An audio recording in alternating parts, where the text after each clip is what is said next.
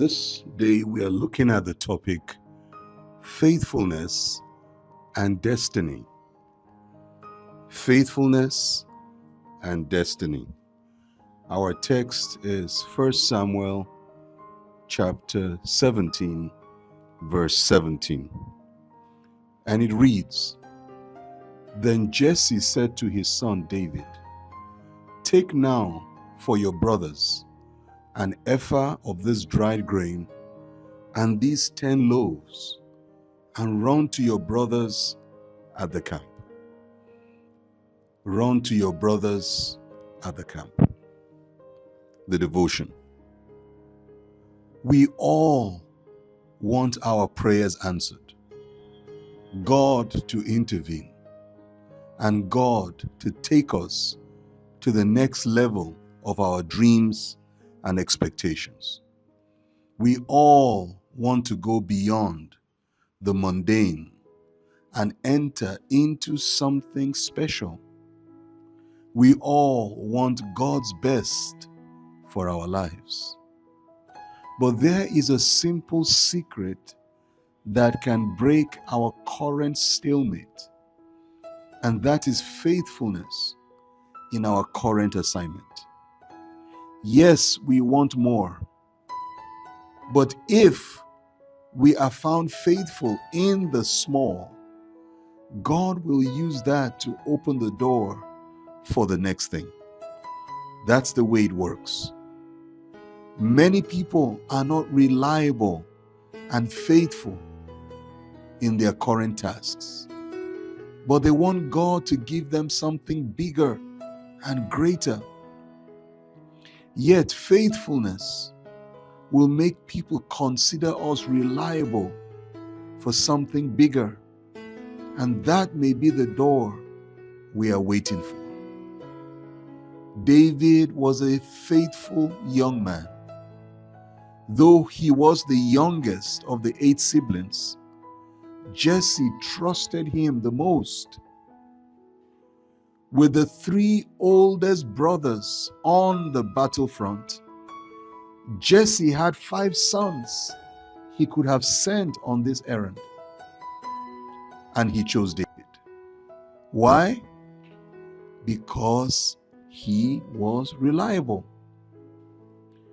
If your leader needed someone reliable to do something really important, would he choose you? Are you someone with a proven track record of faithfulness and good stewardship? God is watching. People are watching. How you act today will determine your lot tomorrow. Prayer does not solve all problems. Prayer is important, but developing the strength for faithfulness is a key to entering what God has prepared for you.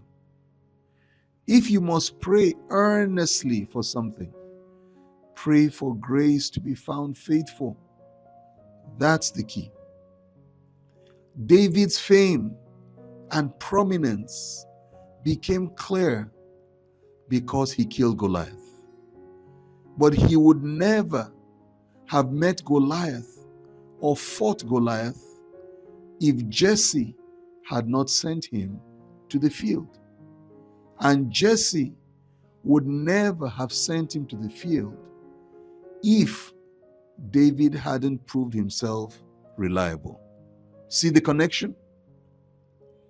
Your destiny waits for you to prove yourself faithful in small things. The pilgrim life is assessed first by faithfulness in small things. If we can show ourselves as candidates worthy of being trusted with greater responsibility, then other doors will open. That's how it works.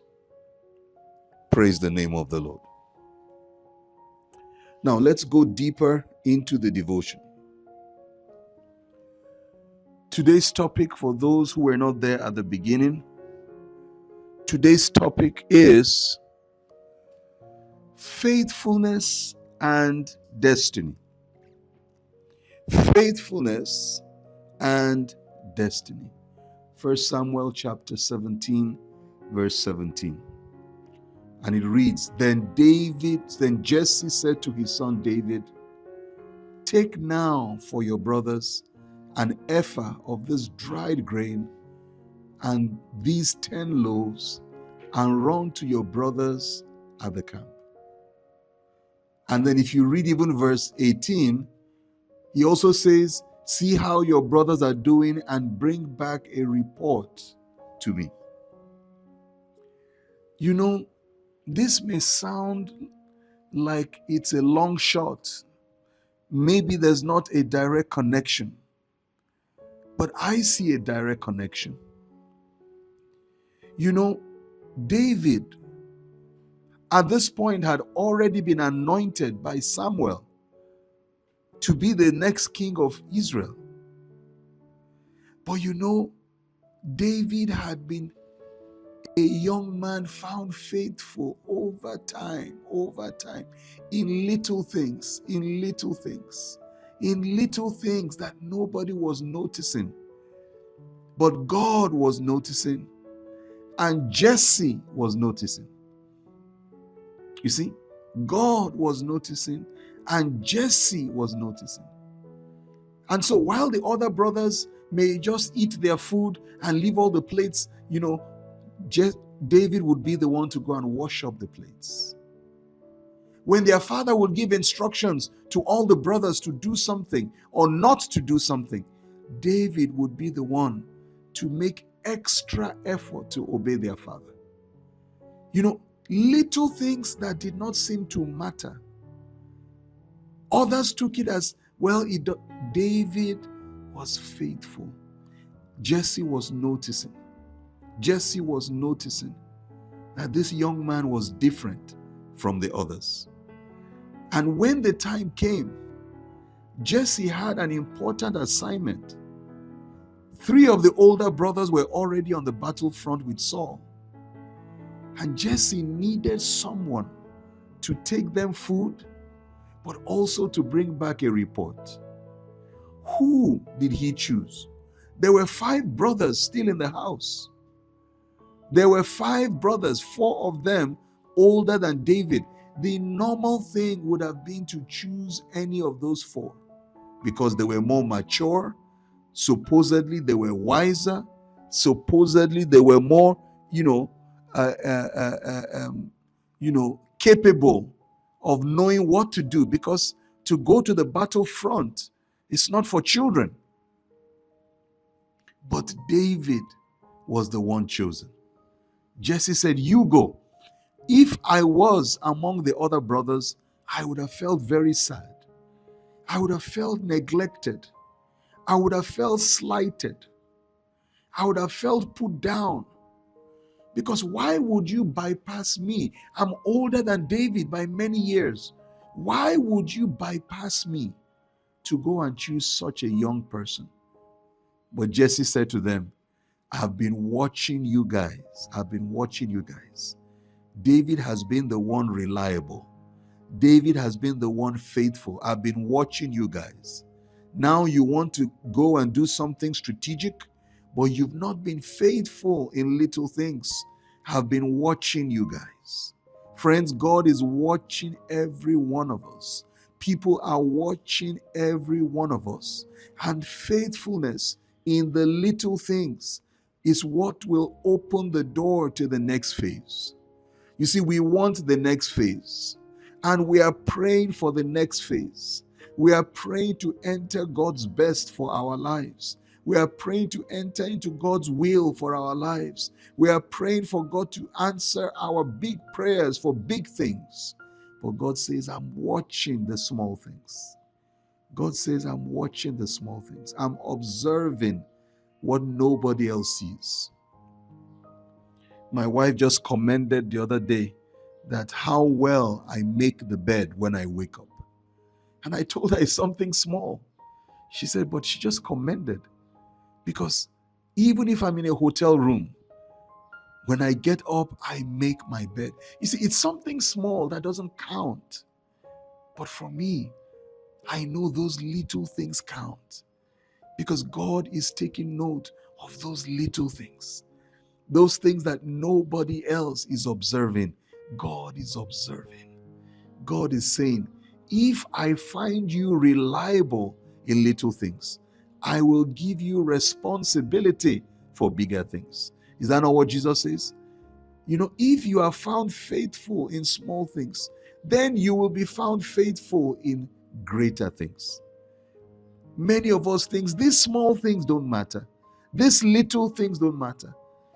Imagine if David was never sent to the forefront on that day.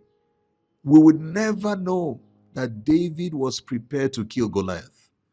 And it was David's killing Goliath that brought David into prominence, that made people recognize, wow, who is this young man? Suddenly everybody said, where did this young man come from?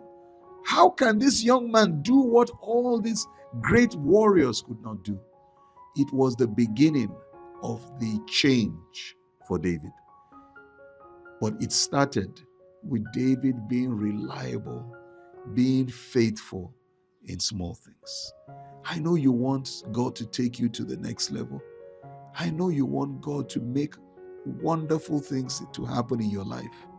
But please don't forget, the little things count today. Those little things that nobody thinks matter, they matter. The way you talk to your spouse, it matters. The way you talk with your children, it matters. The way you help out in the house, little things, it matters. I was driving behind a car yesterday, and somebody in the car in front of me, finished drinking something and just threw the empty bottle or thing out of the window on the street. And I just said, wow, And then tomorrow that person is praying, God, give me a bigger responsibility. And yet you can drink and then throw an empty bottle out of the window onto the highway. And yet you say, God, give me a greater responsibility. No. That's not the way God works. God is checking little things. Do you wash the plates after you when you eat? You say, but that doesn't matter. That's my wife's duty. Really? Do those little things count? Those little things. Do you show respect? Are you honorable? Little things. When you want to wash, do you just wash your clothes, or do you wash the clothes of your spouse? Or God is just watching those little things. Nobody sees, but He's watching. You go out and get an expensive thing for yourself, but you have money to get for someone else, your spouse, your child. You just focus on yourself. God is watching. And yet someone else is always looking for opportunity to serve other people, always looking for opportunity to bless other people, always looking for opportunity to do what nobody will clap for. Nobody will clap for you in those little things. And yet, when we do things that nobody claps for, that's when heaven claps for you. When you're doing those things, nobody's clapping for you. Heaven says, we clap for you. We clap for you. Yes, it's good to pray. But today I want to encourage you, dear pilgrim, pray for the strength to be faithful. Pray for the strength to be reliable on little things, not big things. To be faithful in big things is easy for anybody to do. But it's the faithfulness in small things, in hidden things. Those are the things that count. Oh, pilgrim, those are the things that count. And at the right time, God will say, okay, let's showcase him now. Let's put him on a pathway to his destiny. Let's open a new door for her. Let's open a new door for him. We've been watching him. We've been watching. The pilgrim life, friends, is not in the big things. The pilgrim life is in the small things. It's in the small things. When I take my clothes for washing, I wash my wife's clothes. The small things. The small things. When I take my car for washing, I wash my wife's car. The small things. The small things. When I buy something for myself, I buy for her. The small things. The small things. May you and I find grace. You see, you may have all the power to kill Goliath, but if God does not open the door for you to kill Goliath, you will not kill Goliath. You may have all the power to become king in the land. In fact, you may have been anointed already to be king. There may be a great anointing for you to be king. But if God doesn't open the door to the throne, how will you get there? You see, what we're talking about is the door to the destiny, the door to the process leading to your destiny, the door to take you to the next step in God's will for your life. The door, that door, only God can open that door. And that door will not be opened unless you've been proven faithful in your current location, faithful in the little things. Then God opens the door. In your place of work, if they needed somebody reliable, will they choose you? Will your leader choose you? Would you be someone that is selected for reliability? Remember the story of the 12 spies? They thought they were all faithful. But we know that only 2 were faithful. That other 10, sad to say, they were a mistake because they were not faithful. If God was to choose someone to say, I will send you to spy the land, I will send you on a strategic assignment. There's something small, but it's very important. God says, I want someone that will go and do this for me. Will He choose you? Will He choose me? That's the question we're asking today. And if you want to pray, pray for grace to be reliable in small things. Pray for the grace to be faithful.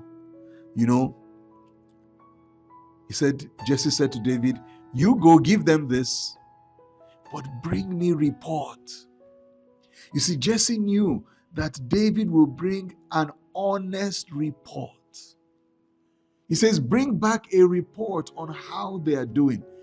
You know, some people are, what I'm looking for the word, they are exaggerators. They add things, you know, when they are giving a report, they add things. They tell more, but they add what we say in Nigeria, they add pepper and salt.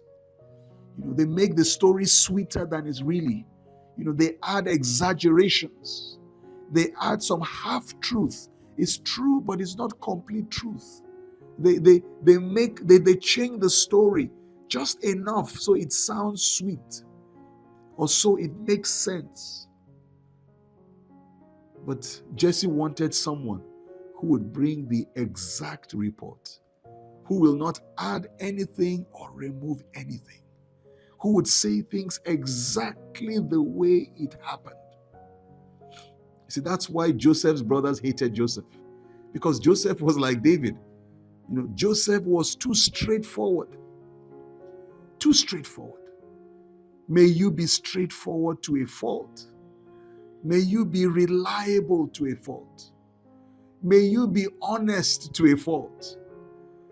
But somebody's watching you. When they need that straightforward person, they will come for you. When they need that honest person, they will come for you. Do you want to join me in prayer this time? Do you want to join me in asking the Lord for grace and strength to be reliable? Don't pray for God, open the door for me for this thing or that thing. God, do this and do that. Open this door, bless me, increase me, and all that. Maybe there's another day we'll pray for that, maybe.